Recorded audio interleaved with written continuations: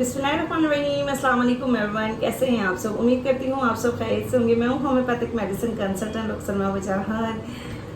क्या होम्योपैथिक में साइकोलॉजिकल तौर पर उसका ट्रीटमेंट किया जाता है? अगर कोई उसे किसी भी पेशेंट को साइकोलॉजिकल इशू है तो उसमें होम्योपैथिक किस तरह से ट्रीट कर सकता है, हम बात करेंगे आज इस पर। लेकिन उससे पहले आपने मेरे चैनल को करना है सब्सक्राइब, लाइक करें और जितना हो सके शेयर करें, क्योंकि शेयर करना बहुत ज़रूरी है। तो आइए शुरू करते हैं आज का ये topic, how can treat with psychological problem in homeopathy.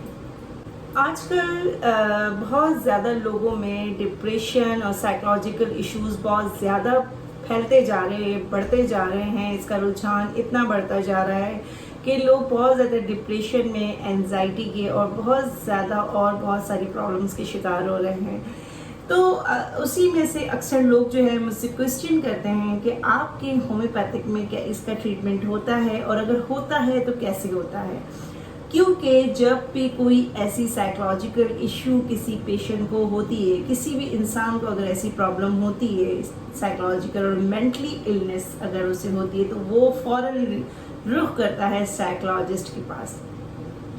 Psychologist जो है वो जाहिर बात है वो कुछ जो होते हैं वो काउंसलिंग करते हैं, सेशंस देते हैं। इसके साथ साथ जो है वो मेडिसिन भी देते हैं जो कि एंटी डिप्रेसिव भी होती हैं, और इसके अलावा बहुत ज़्यादा जो पेशेंट की प्रॉब्लम्स होती हैं, जैसे कि पेशेंट अगर है बहुत ज़्यादा एंजाइटी का शिकार है, बहुत ज़्यादा डिप्रेशन का शिकार है, इसके साथ साथ अगर इसकी जो फेलियर की प्रॉब्लम है, हिस्टेरिक पेशेंट है और इल्यूजन है, हेलुसिनेशंस हैं, ये बहुत ज़्यादा ये सारी प्रॉब्लम्स जो पेशेंट के साथ होती है, तो जाहिर बात है फिर उसके लिए जो है पेशेंट रुख करता है अपने साइकोलॉजिस्ट के पास। अब मुझसे ये क्वेश्चन अक्सर लोग करते हैं कि हमें अगर ट्रीटमेंट करवाना हो होम्योपैथिक में तो हम किस तरह से ट्रीटमेंट करवाएंगे, ऐसे कैसे पॉसिबल है कि होम्योपैथिक जो है इसे ट्रीट कर सकेगी। देखें, होम्योपैथिक किस तरह से ट्रीट करेगी, किस तरह से उसे लेके चलना है, दूसरे डॉक्टर्स का मैं कुछ नहीं कह सकती, लेकिन मेरी जो अपनी प्रैक्टिस है, मैं अपनी प्रैक्टिस में पेशेंट को ट्रीट करती हूँ और माशाल्लाह अल्हम्दुलिल्लाह मेरे पास जो पेशेंट है वो काफ़ी हद तक जो है मेडिसिन तो इतने नहीं जितने वो काउंसलिंग और अच्छी मेरे साथ जो है उनकी सेशंस होते हैं, उसके साथ जो है बहुत अच्छे तरीके से उनका ट्रीटमेंट किया जाता है। तो जहाँ मुझे ज़रूरत लगती है कि वहाँ मेडिकेशन की ज़रूरत है, कोई मेडिसिन शेयर करनी है पेशेंट से, कोई उनको देना है, प्रिस्क्राइब करना है, तो जाके दिया जाता है।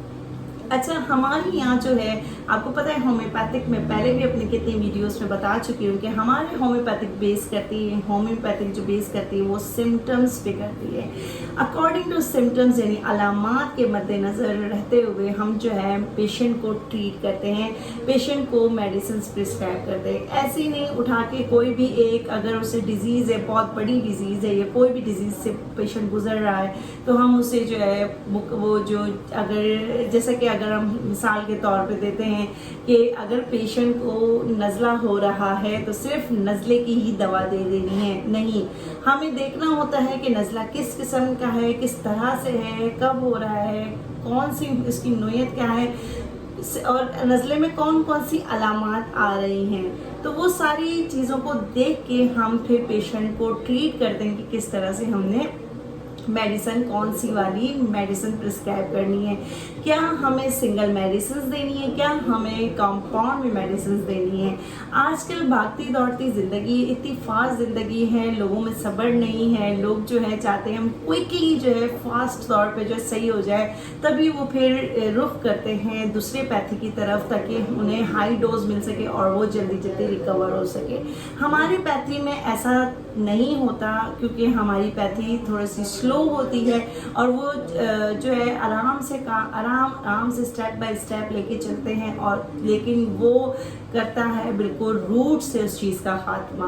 तो इसलिए थोड़ा सा टाइम चाहिए होता है, थोड़ा लॉन्ग टर्म प्रोसीजर होता है, लॉन्ग टर्म ट्रीटमेंट होता है, तो लोग ज़रा परेशान हो जाते हैं। लेकिन मैं अगर कहीं अपने पेशेंट को लेके चलती हूँ कि मुझे पता है कि बहुत ज़्यादा फास्ट लाइफ है, लोगों के पास टाइम नहीं होता, वो चाहते जल्दी कोई रिकवरी करें, तो फिर उस सूरत में हम सिंगल मेडिसिन के साथ साथ compound medicine, pattern medicine, tablets वगैरह इस तरह की चीज़ें देते हैं। लेकिन मेरी जहाँ तक प्रैक्टिस है, मैं अपने प्रैक्टिस में जो है कोशिश करती हूँ पेशेंट को कोई भी ऐसी सेडेटिव या कोई भी कॉर्टिजोन, स्टेरॉइड वगैरह ना दूँ जो उसको नुकसान पहुँचा सके।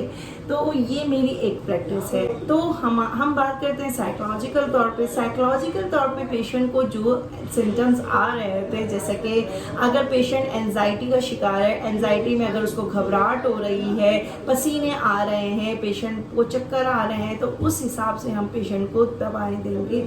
जैसे कि अगर उसको चक्कर आ रहे हैं तो चक्कर की भी दवा दी जाएगी उसको। अगर पेशेंट की अगर बहुत ज़्यादा घबराहट हो रही है, बेचैनी है, बेकरारी है, तो हम उस हिसाब से पेशेंट को दवा प्रिस्क्राइब करेंगे। तो हम मेडिसिन प्रिस्क्राइब करते हैं अकॉर्डिंग टू सिम्टम्स। तो ट्रीटमेंट हमारे यहाँ साइकोलॉजिकल तौर पे बिल्कुल होता है। तो जहाँ मुझे लगता है कि वहाँ पेशेंट को मेडिसिन प्रिस्क्राइब करनी है तो मेडिसिन प्रिस्क्राइब की जाती है, लेकिन एंटी डिप्रेसिव की कोई ऐसी मेडिसिन नहीं दी जाती।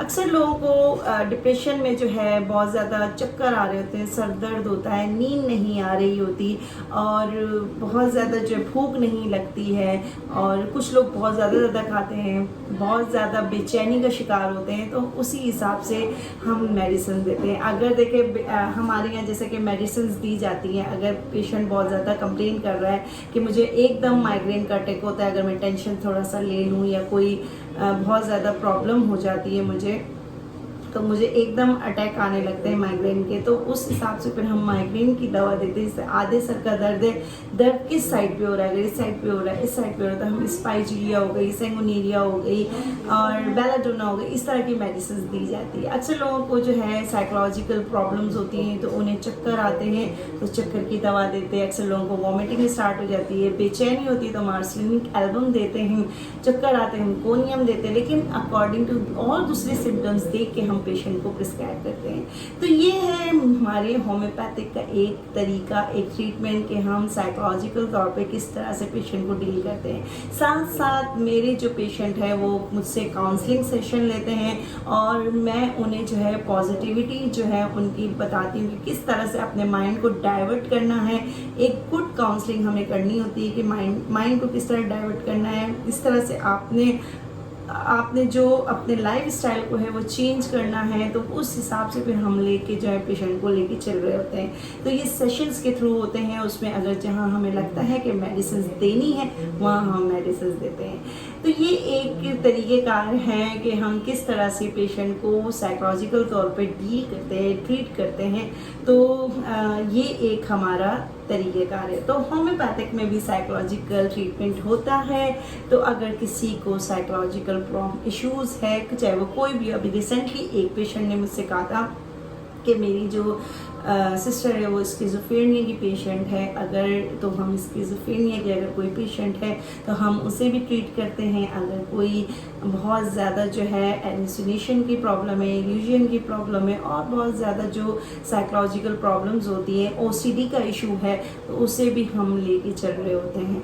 तो किसी को भी अगर डिप्रेशन की, टेंशन की और बहुत ज़्यादा जो भी मेंटली इलनेस आता है, मेंटली हेल्थ से रिलेटेड जो भी प्रॉब्लम्स है, हम उसे बहुत अच्छे से ट्रीट करते हैं। तो जिस किसी को भी अगर होम्योपैथिक ट्रीटमेंट करवाना हो तो वो बिला झिझक जो है ट्रीट करवा सकता है हमारे होम्योपैथिक से।